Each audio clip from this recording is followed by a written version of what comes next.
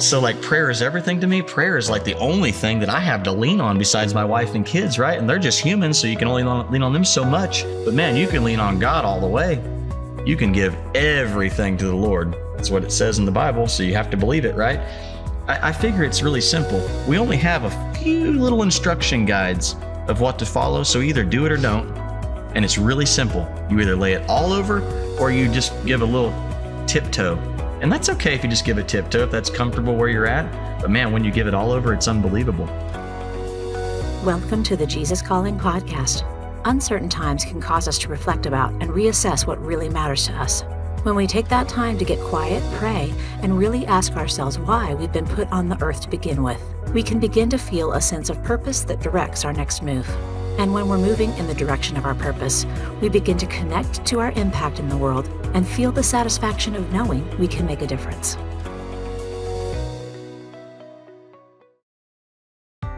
Our guests this week have come to their sense of purpose and direction through prayer, understanding their strengths and passions and events that made them pause and look within themselves toward what matters most to them. We're speaking with country music singer and songwriter Chris Janson and his wife Kelly, and author and president special counsel of Comcast, Steve White. Let's hear first from Chris and Kelly. I'm Chris Janson, father, husband, Christian, country music singer and songwriter. And this is my wife, Kelly. So music has been really just part of the fabric of my life since I was probably 9 years old. That's when I picked up a guitar for the first time. And I learned drums, guitar, bass, and piano all in 1 week. And I'm self-taught. I don't take lessons. I can't read music. I have no idea about musical theory. I can't read notes. I can just hear it and do it. And it's been that way since I was 9 years old. I never felt like I ever struggled in Nashville. I mean, I moved to town on a Thursday and got a gig because I asked for one. I moved to town in like 2006, right out of high school. I was living in my car and I just drove straight down from Southern Missouri. I went to Lower Broadway first. It was like the honky tonks, went to Tootsie's, and nobody was playing traditional country music in the mid 2000s and really still now down there. I came into town playing not only Southern gospel, but Jerry Lee Lewis and Waylon Jennings and Johnny Cash and Hank Jr. and just playing those kind of things. I was not a songwriter yet. So I walked in and I played Folsom Prison, and that's how I got my gig. But, you know, in that 13, 14 years, I mean, physically, emotionally, and mentally, I wasn't right. You know, I didn't have an awesome wife. I didn't have awesome kids. I didn't have the right record deal at the time.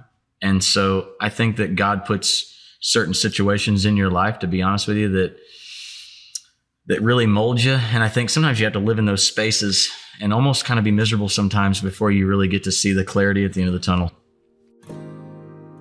I was out kind of, pseudo partying, hanging out, with my friends in a pool hall in Nashville called Melrose Billiards. It's an underground pool hall. And they had songwriter nights there. And I wasn't playing at the songwriter night, but I was just out and about with some music people, and she was working at a record label at the time. And I didn't know her at all. I'd never seen her before. I didn't know she worked at a record label. She came walking down the stairs, and she was there to scout, to listen to songs, right? Talent scout, if you will, for songs. And I knew who he was. I tried to sign him. I saw him perform early on, and I was like, oh my goodness, like this man has it. I went back and told my label people, I was like, I don't know what I saw, but I know I saw talent, like the most unbelievable performance I've ever seen, and I have to sign this artist. When I mentioned God's timing earlier, we didn't know each other, and she, ironically, over the next 3 years had started coming to some of my showcases because I was just trying to get a record. I was really just trying to be famous, and get a record deal and just get it going. And she would come out and from the label and like watch my shows. I would just see her every now and again, and I was like, oh man. And I was really enthralled with her, and I didn't even really know her. So truth is told, I didn't want a record deal. I did not want to write songs. I had one thing on agenda, and that was to marry this woman. That's it. I had no idea. God had a huge hand in all of it. Big time. Like a big hand in all of it, because I was a single mom. I was raising 2 children. His heart was way like nothing else you could even imagine, like just huge.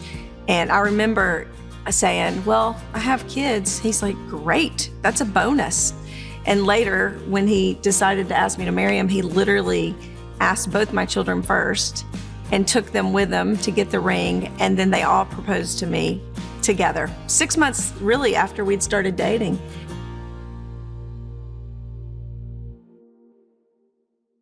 This book, this Jesus Calling, this exact one actually, you can tell we've definitely used it.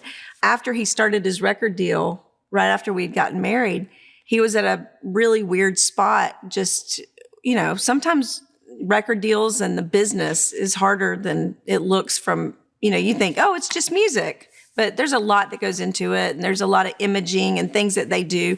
Anyway, he was miserable, to say the least. Oh, yeah. And he would call me from the road, and literally I would read this to him in the mornings before he went out to do what he was doing. And I think it brought him a lot of peace, right? Oh, yeah. Like that was part of our first 6 months of dating. That's how I personally, aside of Kelly, ever even heard about Jesus Calling, is because she was reading it to me. Since 2001, I've been a Christian and, or an actual believer, that is, and before that, it was so wish-washy that I didn't even know what to believe, honestly. And Christ found me, April 13th, 2001. So that was good in Shelbyville, Tennessee at First Baptist Church. But yeah, I've been a believer ever since. But when you become a believer and then and you're a young guy or a young girl, whatever, you wonder through losing faith and all that. And I certainly had many times. When I met Kelly, she was super strong in faith. And I was like, dang, win-win. I mean, awesome. I mean, she gets it, and her kids, the greatest part was Graham and Shell, my older two kids, they are just incredible kids. And so honestly, that was a big part of our journey too, especially with this book in particular, because I walked into a house that was already a home, but it was already very well structured the way that it should be. You know what I mean? In my opinion. It was the best way we knew how to do it. Yeah, it was just Life's great. never perfect. It's just great. And there's a funny thing. It's like the more you have to tell somebody you're something, probably the less you are of that. And Kelly never really had to tell me she was a Christian. She just walked it and talked it, and really through this book professed it, kind of over me, which was the great thing, because in my opinion, this book is not preachy. It's actually written by a human. So it comforts you. Yeah, it does. But it's also just written from a human perspective, which is why I think we both like it so much, because I don't like to be preached to at all. And I'm a songwriter, so I connect with something like this largely. And I think that's why she does too. And the cool part about it was she got this book as a gift from Ree Geyer. From Ree Geyer, a music publisher in town. She's been in the business for years and just a super solid woman and a good friend of ours still to this day. But man, it was just a neat thing because she gifted it to me one day in her office because we would listen to songs. She would play songs to me because that was my job. And you meet people through your work. And, she was just another wonderful, I guess you'd say, angel that came into my life that had good knowledge. She was a godly woman, someone that I could look up to, and she would give you strength when you needed it. And right there in her office, she handed me this, and that was it. And it's not like, I'm not a person who praises books or things, but I will say that because of this book in particular and her reading it to me while I was on the road, her reading this to me gave me a little bit of peace.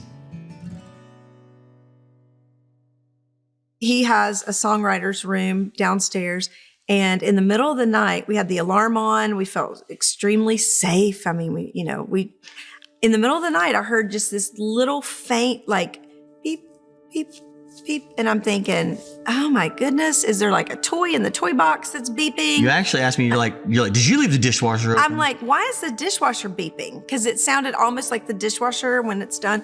And so I'm like, would you get up and come in there with me? Because I'm a scaredy cat. And he walks in there with me, and you could barely hear it. So I'm like, that's weird. And it wasn't the dishwasher. And he opened the door to the downstairs and said, oh, there's a fire. Oh my gosh, there's smoke. And right when he opened it, everything, literally. This whole room. If we had not, God woke me up, because I don't hear very well anyway. I've ruined my ears with music over the years. And so literally. Truly woke her up, for real. And the house was on fire right below where our children were sleeping and where we were sleeping. So our king size bed, the ceiling fan below Was melting. already melting from the flame, and our bed would have been the next thing to fall right through into the fire. So you have all the square footage, and literally the one place was the fire right under our bed. The kids and I, obviously, we all called 911. The fire department came. We ran outside. I got the kids in the car and ran down so they could get in. And Chris literally ran to the pool and started getting buckets of water, and he ran against our will. We begged him not to, but he's that man and he's not scared of anything. And he ran in and threw it on the fire and put it out. But one more minute, if God had not woken me up, we would probably not have survived.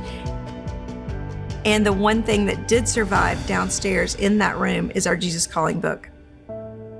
But it did survive, so that was pretty cool. It's like a awesome random act of God, I guess. I think through our family, it gives us all peace, knowing that God is always there and you can talk to him no matter where you are. It gives confidence. It gives peace. The power of prayer, I mean, we do it before our kids get out of the car in the mornings. We hold their hands and we pray. It might be 3 or it's very quick. She helped me with that, to be real clear, because when we first got together, and still now, a lot of times over the last 11 years, I'll be like, do you think God's got it? In reference to whatever it may be, music, singles, it doesn't matter what it is. Do you think God's got it? She's like, are you crazy? Of course. And it's so true.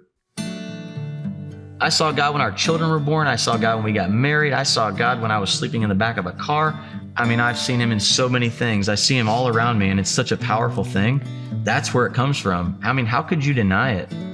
One of my continuously things that I pray about a lot is that God opens the doors and that God leads the ship and that we're not really leading it, and that we remember that and we just let him control it, and whatever he has is the best interest for us. And that's great. And he's never let us down yet. So I have to believe in that. And I do believe in that. And I don't doubt that. To learn more about Chris and Kelly and to check out Chris's latest music, please visit chrisjanson.com. Stay with us for Steve White's story after a brief message. Jesus Listens is the new prayer devotional book from Sarah Young that has been helping people everywhere deepen their relationship to God through prayer. Now, you can hear these daily prayers with the brand new Jesus Listens audiobook. The Jesus Listens audiobook contains daily, short, heartfelt prayers and is the perfect way to connect with God on a daily basis that fits your busy schedule. You can listen from anywhere, during a morning commute, an afternoon walk, or as part of your regular meditation and reflection time. 2 versions of the Jesus Listens audiobook are available for your listening pleasure. You can select the audiobook narrated by Nan Gurley. March 18th. Dear Jesus, how wonderful it is to know that you are taking care of me. Or you can choose the version of the audiobook narrated by Bill Russell. March 4th. Dear Jesus, I know that you are with me, so please help me not to be afraid. Check out the Jesus Listens audiobook on Audible, Apple Books, or wherever you listen to audiobooks.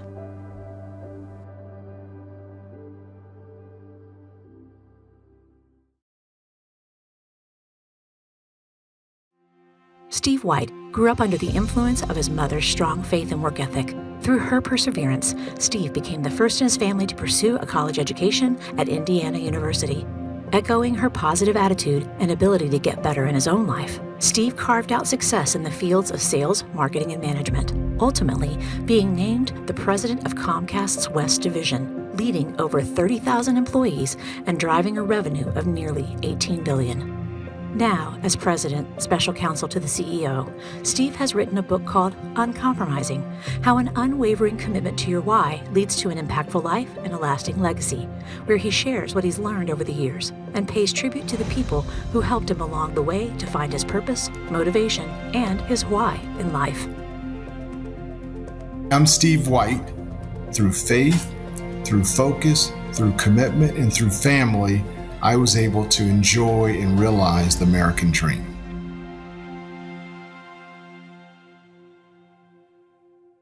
I really tried to build my life into 3 buckets: family, giving back, and then staying intellectually stimulated with business. So I serve on 3 public boards, Hormel, W.W. Granger, and Shaw Communications, along with the Comcast work. So I feel that I've got the business stuff going, and I'm consulting and helping a few folks.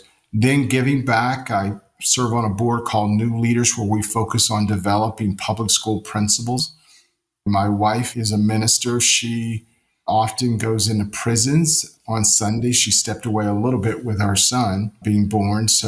But she now leads Moms in Prayer, which is an organization, a national organization, and she leads it for my son's school for a bunch of moms. And so she does that, and I have a 9-year-old.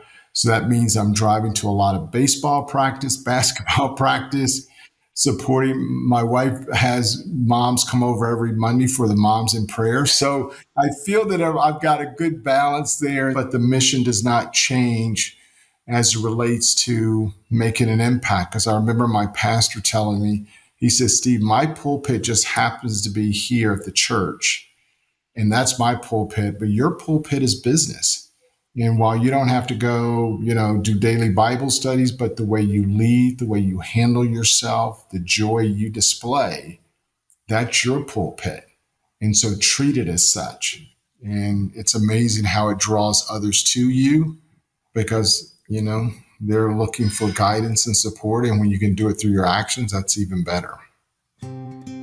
I was blessed helping my mother clean motel rooms when she left my father. We moved to Indianapolis, Indiana from Florida, and she was cleaning motel rooms. And you get to see and learn a lot about people when you're at the bottom of the rung cleaning motel rooms.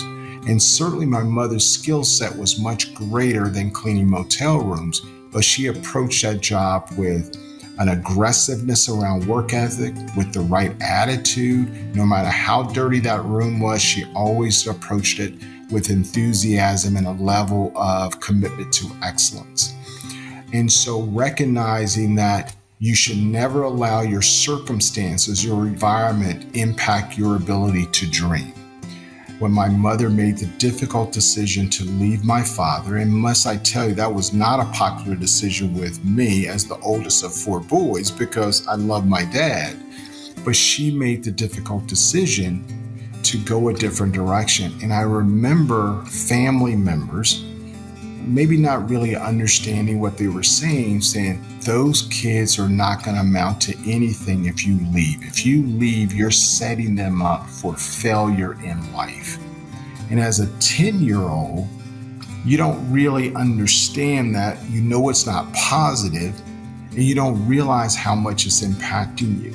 And so early on in my life, going through high school and college and early in my career, I was trying to prove something to someone else, that I am worthy, that I was a success. I did make things happen. But guess what? That is short-lived. I started learning to change my motivation. So when you start to dream for a better life and you get exposed and you see what others have and maybe what you don't have, it gives you a taste of what are the possibilities. And the more you demonstrate an interest in being better, the more you demonstrate that you want your light to shine brighter. What I found was more people were attracted to me to give me that hand up, to give me that opportunity. And so when you provide real opportunity to people, it's amazing what they will strive and what they will accomplish. You don't go from the housing projects of Indianapolis. You don't go from cleaning motel rooms to one of the top positions in one of the top companies in America, Comcast, without a lot of people giving you a hand up. You never can stop learning. I'll share a short story with you. My stepfather, who's no longer with us, he was 89 years old when he passed away 4 years ago. But I remember him coming into our life, and at 75, he was taking Spanish lessons. Who does that? But this desire that if I have the skills, the potential, and I'm still sharp mentally at 75, why not? And so those are the lessons that have been imparted upon me through my life, that fuels this journey of let's live life as a learning lab. It's one of those things that you never know. So one of my favorite quotes is Theodore Roosevelt, our 16th president. And he has this quote called "The Man in the Arena." And the gist of the quote is people that we should admire are the men and women that are in the arena, whether they win or lose or successful or not, but they're marred in dust. They've got blood on their shirt. They've got a bloody eye because they're in the arena making it happen. And great things cannot happen unless you're in the arena. So learning is being in the arena because you never know what can happen. There are only two things ultimately you can really control, and that's your attitude and effort. And how do I continue to get better at that, particularly from a work ethic standpoint? How do I not put in more hours, but how do I get smarter about the investment of hours? How do I prepare my attitude in a way that is positive and uplifting, not looking through rose-colored glasses, but is positive and uplifting? Because I think it's very difficult to try to improve many things. I believe the focus is find 3 or 4 things and really get better at those 3 or 4 things. And you will find that that will carry you through a lot of difficult situations. And so as I progressed in my career, I got smarter about my attitude. I got smarter about my work ethic. I got smarter about who I selected to put on my team because that impacted my attitude. If I worked around smart people, energetic people, it actually improved my attitude. So I started thinking about what I could do to get better in those areas. And that's what propelled me to make progress throughout my career. There's a song, and it goes like this. You die twice in life. You die the day they put you in the ground, and you die the second time, the last time someone mentions your name. What a life when long after you're gone, people are still mentioning your name in a positive light. It's a life well lived because no one remembers how much money you have. No one really remembers how big your house was. No one really remembers how many awards you got. What they do remember, did you change my life? Did you impact my life? That's what people remember.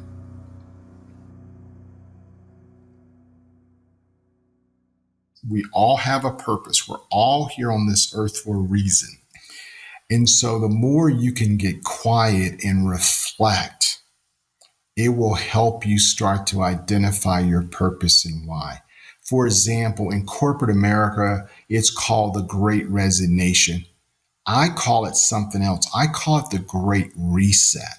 I think people are now at a very vulnerable stage in their life, and they're trying to figure out what makes them happy. What is their purpose? How can they live life that is fulfilling? And as they ask themselves that question, they're making conscious decisions that I don't want to work for this company, or I don't want to work for that person, or I don't want to be here. And that's what I call the Great Reset. But the way when I coach people on trying to identify their purpose and why, I say, let's do an inventory. What are you passionate about? I mean, really passionate about. And then let's take that list and what do you think you're really good at? I like to golf. I'm passionate about it. But if I say, am I really good at it? I'm okay, but I'm really not great at it. Then the third question, would you do it for free? Now, if you can start to piece the answer to those 3 questions, what are you passionate about? What are you good at? Be honest with yourself, get feedback if you need to. And then what would you do for free? Now you start to get closer to your purpose and your why.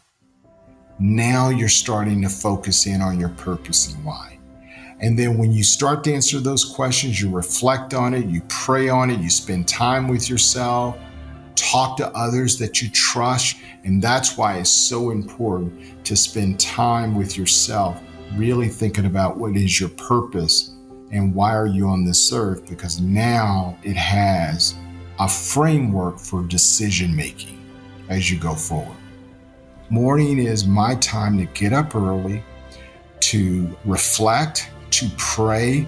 That's how I stay in touch with me and what opportunities are coming my way, because I get really quiet. I have a special place in our house that I go and I just be quiet and reflect and think and pray, which allows me not to miss those future opportunities. Jesus listens. My Jesus, you designed me to live in union with you. I'm thankful that this union does not negate who I am. On the contrary, it makes me more fully myself. I've discovered that when I try to live independently of you, even for short periods of time, I experience emptiness and dissatisfaction. But when I walk in the light of your presence, you bless me with deep, satisfying joy. I delight in praising you, exalting in your righteousness. Help me to find fulfillment in living close to you, yielding to your purposes for me. Sometimes you lead me along paths that feel alien to me. At such times, I need to cling to you, trusting that you know what you're doing. When I follow you wholeheartedly, I can discover facets of myself that were previously hidden. You know me intimately, far better than I know myself. In union with you, I am complete. In closeness to you, I am transformed more and more into the one you created me to be. In your beautiful, righteous name, amen. One of the things I'll share with you, in my life, there are only 12 decisions that have really mattered. I actually went through one day and thought about my life and said, what are the decisions that really, truly matter? That, is so important that you get right. Because most decisions, we make mistakes and we can rebound from it and we move on. Sometimes we take a bad job that we don't like. You dust yourself off and you go do something else. Or if you're in a bad relationship, you dust yourself off. But there are only 12 decisions that really mattered. And a third of those decisions centered around relationships. Who I married, who are my friends, what kind of relationship do I want to have with God, the relationship that I have with my sons. Think about this now. There are only 12 decisions that I believe really matter. 4 or 5 of those, or almost a third, all come down to relationships. So now you start to think about the most important things. So don't sweat the small stuff. Dust yourself off if you make a mistake, but really get the big ones right. And you're on your way to finding and living your purpose and really having a life of impact and legacy. I learned early on, and it's still a daily journey, having all this outward success is not fulfilling. If that's it, if that's all you have, but when you know how you got it, it actually allows you to enjoy it a little bit more. You know what I'm saying? I mean, because I've been there where I thought, man, if I got this, or I got a house this size, or if I had this car, man, my life is set. And you start to realize, once you get it, that little joy lasts for a second. And then all of a sudden, it's just a car, it's just a house. You get no real enjoyment. But when you appreciate how you got it, it allows you to enjoy it a little bit more. And then when you use that to help others and make an impact on others, boy, then that's when the light really shines bright. You can find Steve's book, Uncompromising: How an Unwavering Commitment to Your Why Leads to an Impactful Life and Lasting Legacy, wherever books are sold. If you'd like to hear more stories about finding your purpose, check out our interview with Sadie Robertson.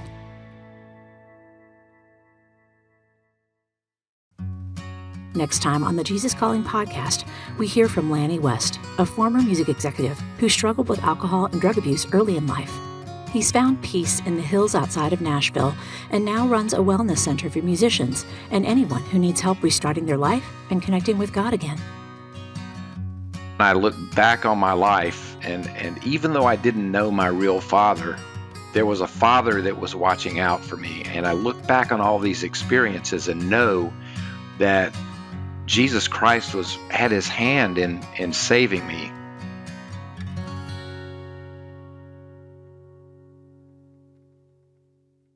Want to hear more inspirational stories of people who have been changed by a closer walk with God? Then subscribe today to the Jesus Calling podcast on Apple Podcasts, Stitcher, or wherever you listen to your podcasts. And please be sure to leave a review, which helps us reach and inspire others with these stories. Plus, if you like seeing our guests as well as hearing them, you can find video interviews available on our YouTube channel at youtube.com/JesusCallingBook, on Facebook, and on the Jesus Calling Instagram page.